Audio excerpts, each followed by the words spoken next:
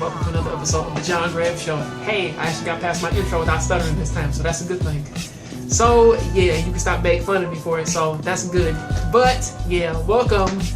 I'm now here at a new place. As you can see, we're at Mr. Smith's house right now, you know, having like a hangout day. You know, so beggars they can't be choosers. Which the fuck? Let's keep going. So yeah, so which video we reviewing today? That movie I was just saying. Sleight? Yes. The greatest movie ever? Sleight? I don't know. The movie, you see, at first, you know, a lot of people like, oh, this is basically, well, let's see, a status stock in the hood, basically, or Ass Man meets the hood, or the hood this. Like, why everything about black people gotta be consists of the hood? You know what I'm saying?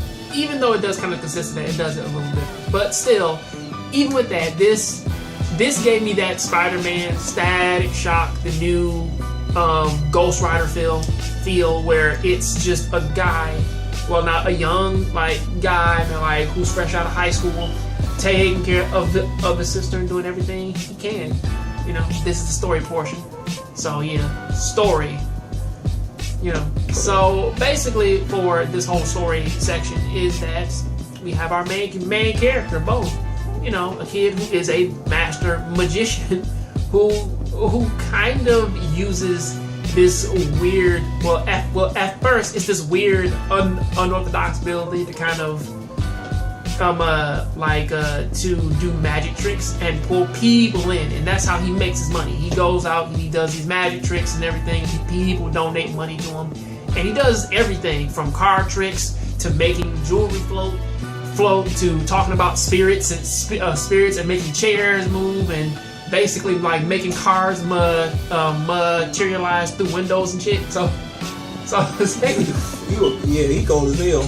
And he did all that just by enhancing his arm. Drill holes, putting batteries and magnets and shit. It's a electromagnetic ferrowave thing. Well, essentially, it's a powerful magnet in his arm that allows him to shoot out these powerful waves and control pieces of metal. Now, that still doesn't explain how he did that with those cards. You know, a girl's holding a card out in front of her and he does this and then the card changes. That still doesn't explain that. But for what it was though, it is he is amazing. Which does lead us... Maybe lining up with some type of metal or something. I don't know. Them special metal cards. You know how you put like a metal tip at every card? I mean, they should show him doing that to make more sense. They made it seem like he had telekinesis. You know what I'm saying? Or abilities that to warp reality because it's 3 clubs now. How'd you do that? Pretty much. You know. And then it was that, you know, that typical black guy try to take care of his sister. They going the wrong way, try to make extra money and sell drugs. Wow. Well, I think he was already doing it. Yeah, he was doing that and he doing madness drug at the same time. So. But the funny thing though about him being a drug dealer was that the weird thing though was that he had it in with this club. And he was nice with those guys, you know, the bouncers, the people behind the bar, the woman running the club. He was cool with them. They never gave him any problems. And his supplier, in this case, the guy from Psych, in this case, I forget his actual name, but he's playing a guy named Antonio. Mm-hmm. So of course, Antonio, when you first see him, he is this. Well, Antonio is his dealer, and just as you would kind of expect this to go, he is the hard knocks supervillain who doesn't want people to kind of get over on him. He plays this nice guy role, but will still beat your ass if you become disrespectful. Or step on his turret and actually start spending your own product in his territory. You would chop your hand off. I think that's the normal drug man thing, but you know, he kind of went a little bit Robert De Niro from Casino there, but still, you know. But essentially, this plays out from how that's set up. It plays out just the way you would expect it to, except for the ending. The ending is very different, but we will get on that in a second. First things first, okay? First things first. The little sister. No. Characters at 450. Characters. How do you feel about both? Man, he's a typical nice laid back guy that trying to do the right thing for his sister. He's practically an orphan due to the fact that both his parents died, and in a car crash, you don't know how old he is, but he got a kid, a little sister. He's around college that level. Right, so he got a little sister that he's taking care of and trying to provide for her.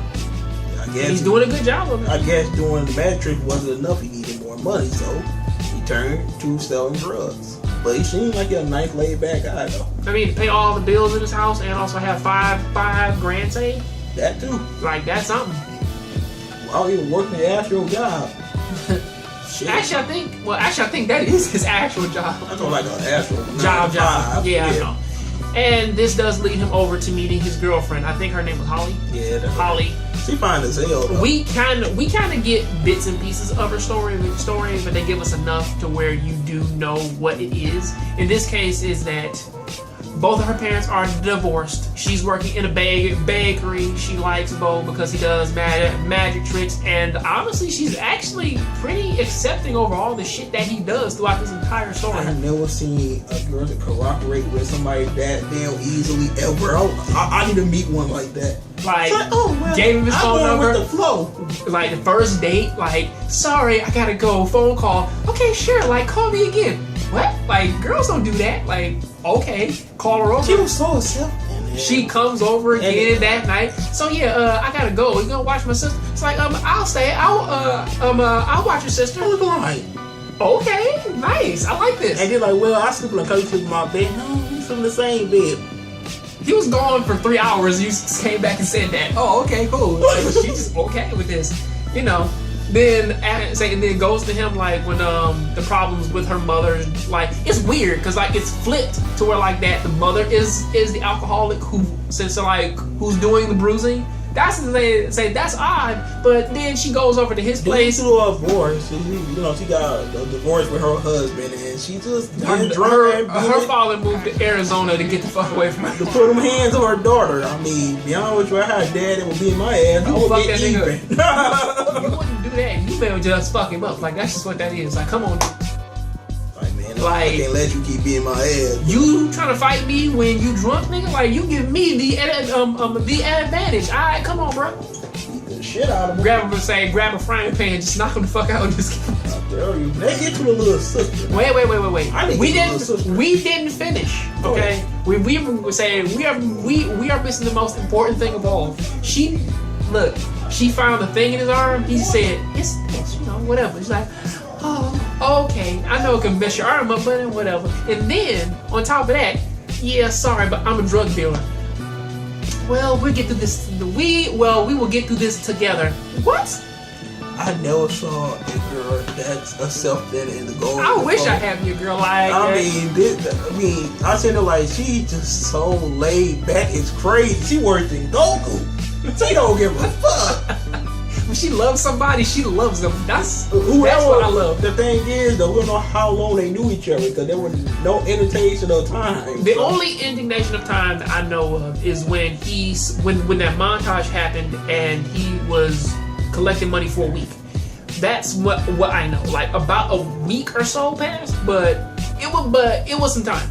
Right. But moving on to the little sister like you want. She's just cute and just. You knew what she was about. She's just a cute girl that just just gonna get kidnapped. That's it. She really don't contribute anything besides a plot device to get kidnapped. That's it. I don't know if this is because we're older brothers, like in our second decade of life, and I can't say that like a vampire. We're like in our late 20s and shit. So, and we have younger siblings who are like in the in the tens and ones of age. Like they're 7, 8, 9, stuff like that. Yes, I got. We really like the little sister because she's so adorable that you're like, God damn it. But the thing is, though, she really don't trip really through the story. Yes, besides she does. Being kidnapped. Yes, she does. And being on his whole brother business, like, oh, you his girlfriend? Exactly. Like she's a little sister who makes her brother become responsible. She ain't got a strong role though. Well, yeah, I know. I mean, like this is like the beginning of the film. I mean, if there was more of this, because technically, I kind of wondered like if they made a sequel, like how would this play out? Because I kind of wondered. But also on top of that too, she does have 3 boyfriends, and So there's that. And finally, well, there's only 4 characters his friend that live across the street. I mean, like, there's only 4 characters of note because his friend across the street, I feel like that's a sister. Or like a cousin. Yeah, she kind of give him advice to help him on watching his sister. You know, like, come over, she eats dinner with him and everything. Like, that's basically what she does. And she feels more like a cousin, not a friend. If they would have rewrote that and made her his cousin, I'd be like, you know, like, I see it. Right. The weird thing is, though, is that she did kind of disappear, like after they stayed over her house. She kind of disappeared. Like, she's back in LA because they moved out of town, apparently. They moved to San Diego. But the final character that we're going to talk about in this case is Antonio. And most likely, if anything, to me, he's like if anybody saw Luke Cage, he's like a nicer Cottonmouth to me. He seems like a nicer but more unstable Cottonmouth. You know, no, he seems just like Cottonmouth. You call him a big old boy to death. Well, he did that because old dude hit him back. Remember, he did that because he hit him back. He said, "Good. No, good. No, I can beat you like a man. You can punch him to death." You know, but still, yeah, I know Cottonmouth. Of course, your favorite line: "Nothing humbles a man more than gravity." Throw him all off the fucking building. Yes, but still, for this one, it seems more like he was like a nice guy. Hey, Bo, you got your girl yet? Oh yeah, man, got your girl? Say, here you go, man. Like, first round on me. Alright, cool. Hey, man, I'm throwing a party. Come on over. You know, I'm gonna send you some drugs, all that other stuff. Cottonmouth part. You been selling drugs on my half, and you don't know who I am? Like, I don't know who you are. Like, you obviously out there, like, comparing your stuff to mine. So therefore, you know who I am. And proceed to beat a boy ass in the back. Of course, you know, like with his bare hands. My favorite line from him was, "Lead by example." He had to beat that boy ass though. They just do the chips at him.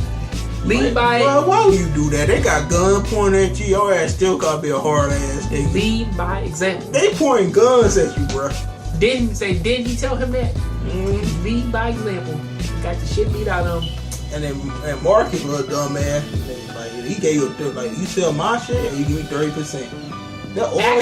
Actually, I liked, for some reason, I liked his, like, when he was demanding as a villain, he had really good voice presence. You know, like, I don't know who wrote those lines, but for some reason, when he's like, you work for me and we can be friends. You don't have to like me, but that makes us employees, and everybody knows that you don't gotta like your co-workers. So I like his dialogue. You know, it's just the fact of, like, it was a hard change when that moment hits, when he, like, starts beating on Bo for no real reason other than you cut my product and you're doing this. But I'm like, you're still getting your money, so what are you really complaining about? You know, other than, you know, you cut the product, blah blah. So, but yeah, you're getting more money. So what are you talking about? You know, does kind of make this does make the last part way more fulfilling. Should we talk about the final part? Man, fuck about it. We don't give a fuck about spoilers. If you ain't seen this movie yet, you an asshole. But you say what the greatest scene is. How you pull old boy out his mouth? That was one major thing. That oh my god, there were a couple of things. Man. Okay, let me set the stage. One, just how he just took the bullet and put against old boy head. That right there got me.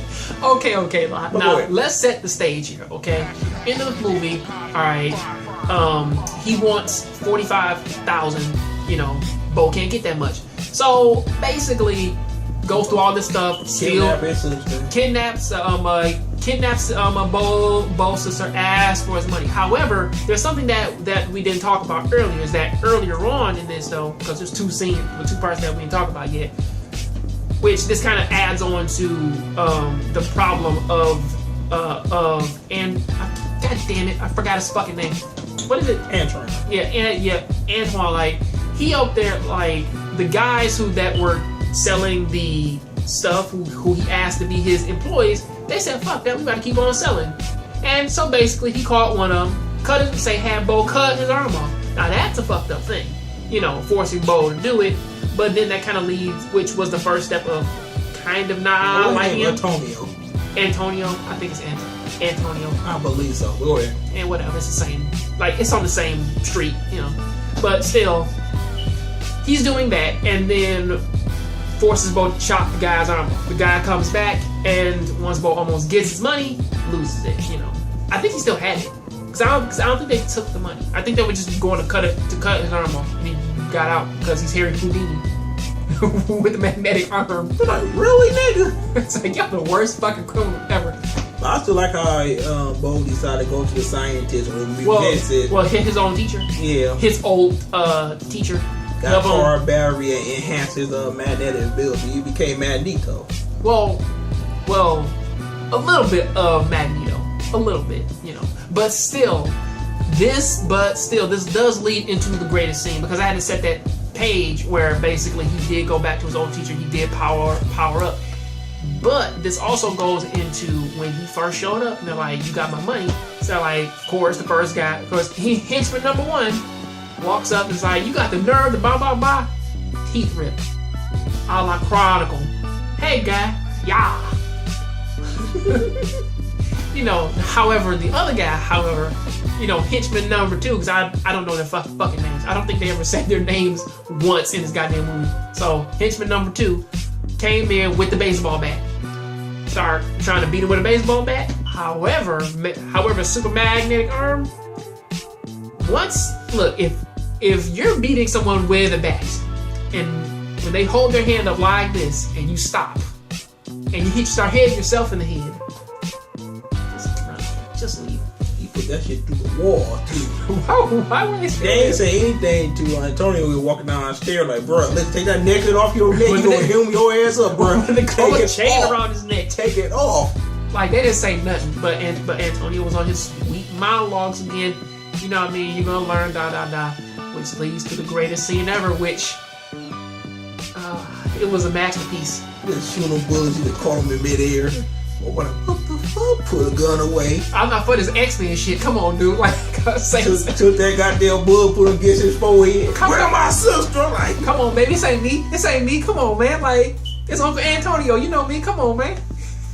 Alright, damn. And he get that $15K. The one he really owed. Maybe your money. I think he actually kept the 30 then, if that's the case. Mm-hmm. But with him putting that bullet up there like that was an X-Men first class moment when Magneto pushed that quarter through Sebastian Shaw's brain. And I'm like, look, if a dude can tell, he just grabbed the bullet, walk forward, just say right to your forehead. All that you can do is just shake your head at that moment, man. But between this and Chronicle, I like both those movies only because they do telekinetic powers right. Even though his magnetism, and it's not really a power, it's more or less just an amplification. But still, with that one little addition, it feels like it makes the story all the better.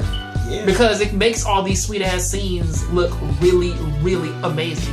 Honestly, on top of that too, it's like I really gotta commend the person who filmed this, like the director of this movie who filmed all those shots and kind of had all the montages going and doing all the magic and everything. There were a lot of artistic stuff in this film that I actually liked, you know. And then it's crazy though, a film like this was seen in the big screen, was like shown in the theaters, had it, and it had more support behind it too. Yeah, I know, because coming off of Resident Evil, a movie that was jump cutted to death. That we gonna review next week. You know, and what I'm saying, like, what's some other films that we looked at, like looking at some of the other, like even coming off of Spider-Man. You know, Spider-Man kind of had more of a grandiose thing, like just for those moments, but they never really glorified like a tiny moment of like the ending scene of him just using his powers, or at least using like the magnetism like amplifier, and watching how that affects the light bulbs and stuff like in a house where like they flicker on and off. You know, and like it actually feels like that a zoom is going in, like, or it feels like the world is being distorted as he uses it. You know, like it's those camera tricks that I actually like, that actually did kind of help with the film, even with the montages. I mean, hell, man, like even when they have Bo and Holly like in the bed, like in that final scene, when they don't show them getting in the bed, but they show them like hugging, and then they fall behind the camera, and you see the shadows of them in the bed, and he's playing with cards and shit. You know, it's like stuff like that. It makes it feel a little different, and it gives it a little more life. Because I know what people can actually complain about. You know, people could complain that Bo's character. Now, I'm not saying that these are my complaints, but I'm saying what you could complain about is Bo's performance, because he's kind of a subdued, nice guy for most of the movie until that final part. You know, where like he does kind of contemplate killing Antonio. It's like, I could push this bullet through your brain. You know, because it's getting through there, but I'm not. You know, you do like say like you could see Antonio like as a charismatic villain, but also on top of that you could also say that he's kind of one note, because technically he only plays like two parts: nice uncle in the beginning and fucking evil bastard like at the end. We already know how people feel about the sister and the friend, because they don't really contribute much. They're just there for support. And the girlfriend that fell for him and accept everything he do. You know, the girlfriend kind of just lashed on too quickly. But honestly, for me personally, I actually found these as pluses, because it kind of gives you the important stuff first and kind of leaves off the superficial stuff like in the back. You know, but if this was longer, like if this was a TV show, I would see those as problems. Like, how come we don't see what the sister's doing? How come we don't see what Holly's doing? What is Holly's life like? What is the friend doing? You know, like, how does Antonio run his business? You know, stuff like that. But since this is a condensed film, I like it for what it is. Like, it's powerful, like, for what it is. Like, the drug game, this is how it is. Even when they show Bo doing, like, all these conflicting things, he doesn't just do it. He kind of thinks it through and is like, well, yeah, I could steal this, but there's security cameras. But I'm stealing from a friend, so I feel a bit conflicted. You know, like, so it's like you see it on his face. And then it has led to bad karma with them guys actually caught him. You know what I'm saying? I was kind of wondering when they were going to come back, because I was thinking to myself, like, they could at least come back at least one more time. Actually, no, I was thinking that they were going to find him when he was performing. Because it would have made way more sense, like, if he was out, like, in the daylight. Because I was kind of expecting it, but for it to happen, like, in the club, like, that could have caught me off guard, but still. Right. But, yeah, it did play out the way how that I thought it did, you know. However, this is the first film that I've seen in a long time where they actually hit motherfuckers in the back of the head with a fucking steel baseball bat. Oh, my Jesus, that brings back that one dream I had. He fell head first on the ground, too. That shit was funny as hell. Well, the one dude, man, like, he punched Bo in the back of the head, knocked him the fuck out. So he's just the fuck out. It's like, damn. One shot his ass. Well, anyway, end this up right quick. Move on to the. How do you feel about the movie, though? Well, let's say, for instance, if I had to rate 10, I'll give it a 7.5. I would give it a strong ass 8. It's pretty good. You should actually see it. Because this is a very, because this is a really good and strong movie. I actually really like it. It's on the level of Chronicle with me, to where like that. It's not about the race, but for what it does highlight about it, it's actually perfect. You know, like Chronicle's like, yeah, like here's the outcast story. This is what happens. Not bad. I wish it wasn't a found footage film all the way through, but it's fine. You know, it's Nate though. Alright, well anyway you guys, tell you guys thank you, rate, comment, subscribe, and this is your channel. I forgot this was about channel. Go ahead. Oh yeah, but like I was saying, this is Dayshawn from DayshawnRshow. Check out his channel. There will be a link at the end of the video. I am your host, and pretty much keep watching anime, keep playing video games. I'll see you guys next time. Later.